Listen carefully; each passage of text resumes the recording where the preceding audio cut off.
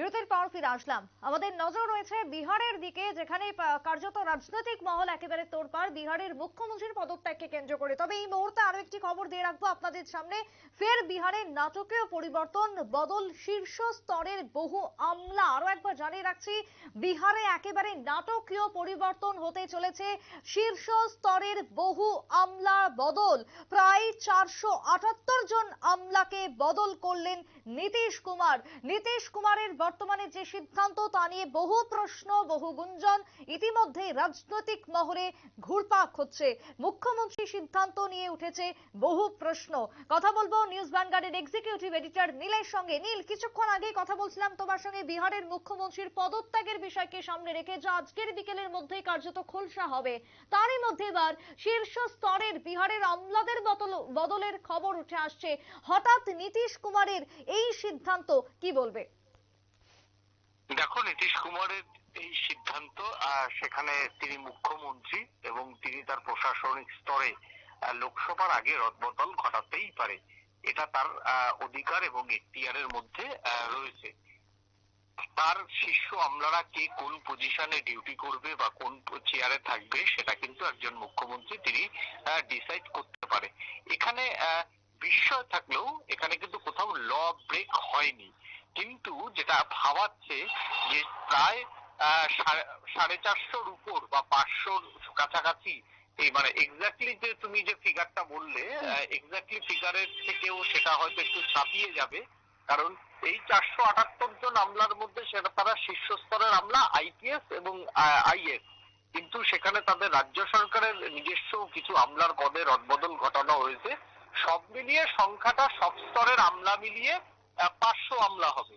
অর্থাৎ লোকসভা ভোটের আগে এইভাবে 500 আমলা রদবদল কিন্তু কোনো একটা ছোট ঘটনা নয় বা রুটিন মাফিক নয় বলেই মনে করছেন বিহারের রাজনৈতিক মহলের একটা বৃহৎ অংশ। তার কারণ হচ্ছে, আমরা দেখি যে যখন কমিশনের ফুল বেঞ্চ আসে ইলেকশন করাতে, তখন কমিশনের ফুল বেঞ্চ এসে কিন্তু একটা বিরাট রদবদল ঘটায়।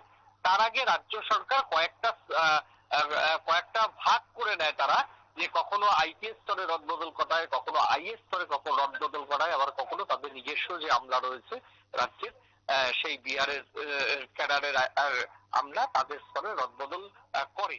এটা রাজ্য সরকার করে, ভোটের 4-5 মাস আগেই করে। কিন্তু এইভাবে আইপিএস আইএস একদম শীর্ষ স্তরে রদবদল করাটা কার্যত নজিরবিহীন। বিহারের রাজনৈতিক মহলের একটা বড় অংশ মনে করছেন এবারের যে রদবদল, তার পিছনে অনেক অঙ্ক রয়েছে। তার কারণ হচ্ছে, যখন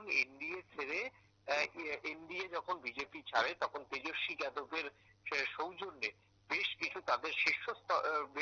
তাদের সৌজন্যে বেশ কিছু প্রশাসনিক আমলাকে কিন্তু শীর্ষ স্তরে বদলি করা হয়, এবং তারা যাতে সরকার পরিচালনা করতে পারে। কারণ তেজস্বী যাদব তিনি উপমুখ্যমন্ত্রী, তার দপ্তর সহ বিভিন্ন দপ্তর গিয়েছে হচ্ছে আরজেডির আমলে, আরজেডির হাতে। সেই দপ্তরগুলিতে যাতে ঠিক মতো কাজ চালানো যায়, তার জন্য কিন্তু তারা একটা পছন্দের আমলা পোস্টিং করেছিলেন। সেই সমস্ত হওয়ার মানে তা বর্তমান এতদিন পর্যন্ত ঠিক ছিল, কিন্তু আজকে যখন দেখা যাচ্ছে পদত্যাগ করতে পারে মুখ্যমন্ত্রী, তার আগেই কিন্তু মুখ্যমন্ত্রী তার নিজের এই অর্ডারটা করালেন যে শীর্ষ স্তরে একটা রদবদল করালেন। এতে দুটো কাজ হতে পারে। সেটা হচ্ছে লালুপন্থী বা একেবারেই তেজস্বপন্থী যে সমস্ত আইপিএস বা আইএস গুরুত্বপূর্ণ পদে ছিলেন, আমলারা ছিলেন, তাদের সেই জায়গা থেকে সরিয়ে দিয়ে নিজের কিছু লোককে নিয়ে আসা এবং নিজের লবিকে প্রতিষ্ঠাতা করা। বা পাশাপাশি তিনি যদি এখন এনডিএ জোটে আসে, এনডিএ জোটেরও যারা শরিক দলগুলি রয়েছে, বিজেপি সহ জিতেন রাম মাঝি, তাদেরও কিছু শীর্ষস্তরের প্রশাসনিক আমলাদের তাদের নিজের দপ্তরে চয়েস হতে পারে। সেই জায়গার কিন্তু ইকুয়েশন করেই এই পরিবর্তন। তবে পশ্চিমবঙ্গ, দিল্লি সহ বহু জায়গায় সাংবাদিকতা নিয়ে কাজ করেছে, কিন্তু এতজন শীর্ষস্তরের আমলা একদিনে 1 সেকেন্ডের মধ্যে পরিবর্তন, এটা কিন্তু আমি দেখিনি। এটাকে আমি বলতে পারি প্রায় নজিরবিহীন ঘটনা। কিন্তু যদিও এই নজিরবিহীন ঘটনাতে কোনো রকম রাজনৈতিক কোনো কারণ দেখতে নারাজ বিহার প্রশাসন, তারা বলছে যেটা রুটিন মাফিক পোস্টিং, রুটিন মাফিক ট্রান্সফার করা হয়েছে, এর সঙ্গে কোনো জল্পনা কল্পনা নেই।